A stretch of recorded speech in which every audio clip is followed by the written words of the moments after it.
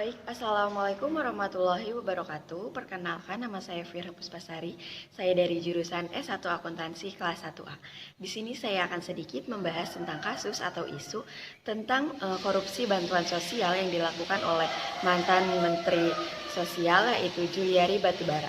Kasus ini berkaitan dengan materi pendidikan Pancasila yaitu tentang pendidikan anti korupsi. Sebelum membahas kasus tersebut, saya akan sedikit menjelaskan terlebih dahulu tentang apa sih itu korupsi dan apa itu bantuan sosial. Sebelumnya, bantuan sosial atau bansos adalah bantuan yang dikeluarkan atau disalurkan oleh pemerintah untuk masyarakat yang kurang mampu dan juga kepada masyarakat yang mengalami resiko sosial. Ketentuan mengenai bansos juga diatur dalam Undang-Undang Nomor 14 Tahun 2019 tentang pekerja sosial. Menurut Undang-Undang Nomor 14 Tahun 2019 ini, bantuan sosial itu merupakan bantuan berupa uang, barang atau jasa kepada individu, keluarga, kelompok atau masyarakat miskin tidak mampu dan juga masyarakat yang rentan terhadap resiko sosial. Sedangkan korupsi itu artinya yaitu busuk, rusak, menggoyahkan, memutarbalikkan atau menyogok. Dapat disimpulkan bahwa korupsi ini adalah tindakan memperkaya diri sendiri atau mengutamakan kepentingan pribadi. Sejak awal 2019, tepatnya bulan Maret, Indonesia itu terserang virus COVID-19 yang menyebabkan bangsa Indonesia ini dilarang untuk melakukan hubungan sosial antara masyarakat ataupun yang lainnya. Pemerintah Indonesia ini menerapkan peraturan yang membuat para masyarakat tidak melakukan hubungan sosial dengan masyarakat lainnya. Hal tersebut sangat memberikan dampak kepada masyarakat, khususnya bagi perekonomian mereka. Bagi mereka yang berjualan, mereka dipaksa untuk tutup sementara, sehingga mereka tidak mendapatkan penghasilan. Selain itu juga, bagi mereka yang bekerja, mereka diberhentikan atau dipecat dari pekerjaannya. Karena banyaknya masyarakat yang mengalami itu, maka pemerintah mengeluarkan bantuan sosial masyarakat yang terkena dampak COVID-19 ini. Jadi pemerintah memberikan bantuan sosial kepada mereka agar kebutuhan ekonomi mereka tetap terjaga dan tetap lancar. Tetapi ada saja para pejabat yang mengambil kesempatan untuk memperkaya dirinya sendiri. Banyak pejabat yang melakukan korupsi. Mereka melakukan korupsi untuk memperkaya dirinya sendiri dan untuk kepentingan dirinya sendiri tanpa memikirkan orang lain. Secara langsung dapat dilihat bahwa pejabat-pejabat itu lebih terjaga gitu kan.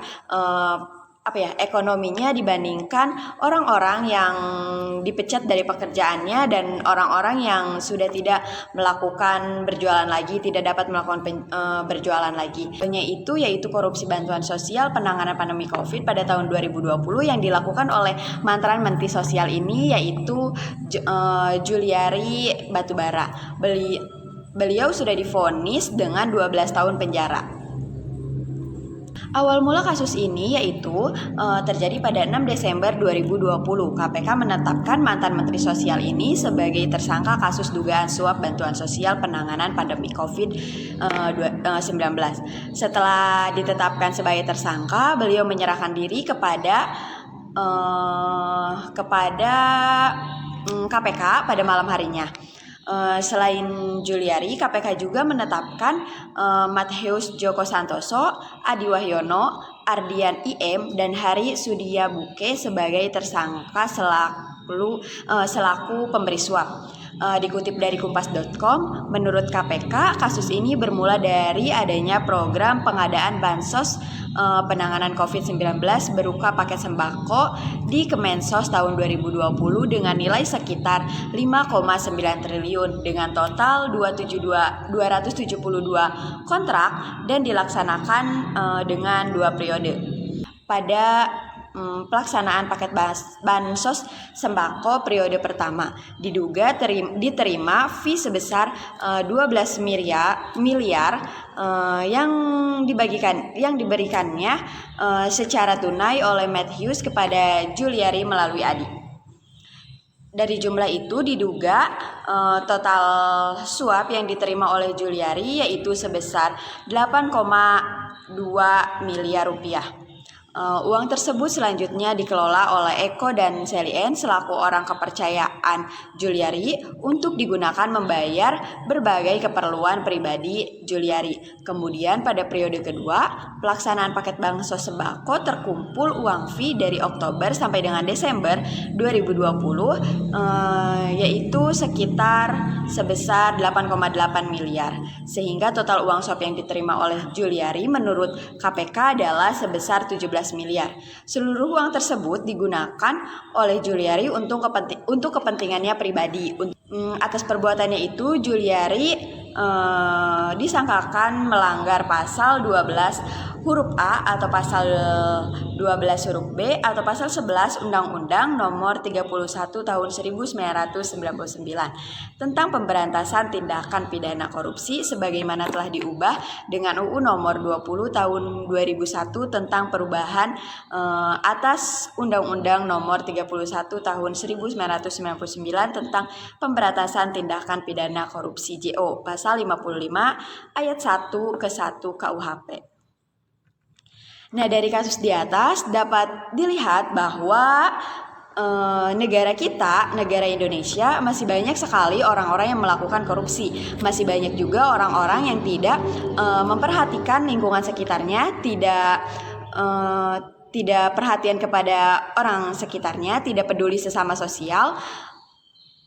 Dan juga masih banyak sekali orang-orang yang memikirkan dirinya sendiri. Bahkan dalam kondisi genting saja nih, dalam kondisi COVID-19 ini, dia masih memikirkan untuk kekayaannya dia sendiri, untuk kepentingan dianya sendiri. Padahal dia sudah memiliki kecukupan yang bisa dibilang cukup besar sekali dibandingkan orang-orang yang dipecat dan orang-orang yang terkena dampak COVID-19 ini.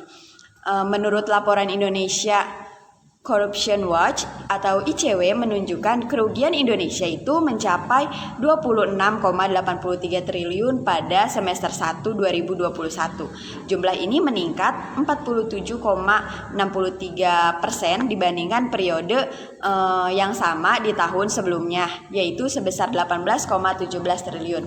Hal tersebut membuktikan bahwa Pancasila sebagai anti korupsi ini masih belum diterapkan dalam kehidupan sehari-hari oleh masyarakat ataupun pejabat-pejabat dan dalam diri pribadi masyarakatnya masing-masing.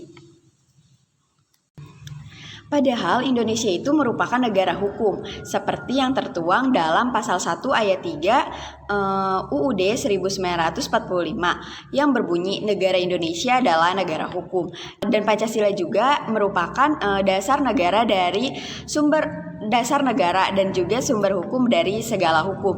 Maka dari itu harusnya untuk mewujudkan Indonesia sebagai negara hukum, kita sebagai masyarakat Indonesia harus menjadikan nilai-nilai Pancasila itu sebagai acuan untuk hidup bermasyarakat untuk rakyat Indonesia ini. Pancasila juga merupakan sumber nilai anti korupsi. Jadi kayak seseorang yang melakukan korupsi berarti dia telah melanggar hukum dan dia telah melanggar sila kelima dalam Pancasila, yaitu keadilan sosial bagi seluruh rakyat Indonesia. Tindakan korupsi ini merupakan tindakan melanggar hukum. Tentu akan banyak sekali dampak yang akan diterima dari korupsi ini. Salah satunya yaitu merugikan negara dan membuat negara kita miskin. Lalu bagaimana sih caranya untuk kita menanggulangi korupsi di negara kita ini? Menurut saya pribadi, yang paling penting dalam penanggulangan korupsi ini adalah kita terlebih dahulu menanamkan kepada diri kita sendiri sifat kepedulian terhadap sesama dan juga tidak serakah, dan juga tanamkan nilai-nilai Pancasila dalam kehidupan sehari-hari. Itu adalah yang paling penting. Karena dengan kita peduli sesama, dengan kita tidak serakah, dengan kita menanamkan nilai-nilai Pancasila yang terkandung dalam sila-sila Pancasila ini, kita akan merasa tidak enak untuk memakan uang negara ataupun uang hak orang lain gitu. Kita juga sebagai mahasiswa harus ikut berperan dalam pencegahan korupsi yang ada di Indonesia ini. Dengan kemampuan kompetensi yang kita miliki sebagai mahasiswa, salah satunya yaitu kemampuan berpikir kritis dan keberanian dalam mengungkapkan kebenaran. Dengan kompetensi yang kita miliki, negara Indonesia berharap besar kepada kita sebagai mahasiswa agar kita menjadi agen perubahan. Kita akan menjadikan Indonesia ini berubah. Selain itu juga kita diharapkan untuk mampu menyuarakan kepentingan rakyat. Keterlibatan mahasiswa dalam gerakan anti korupsi ini pada dasarnya dapat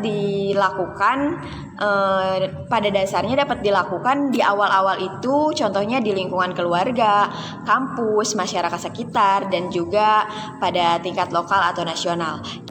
Mungkin hanya itu yang dapat saya sampaikan, kurang lebihnya mohon maaf. Apabila ada kesalahan mohon dimaafkan. Wassalamualaikum warahmatullahi wabarakatuh.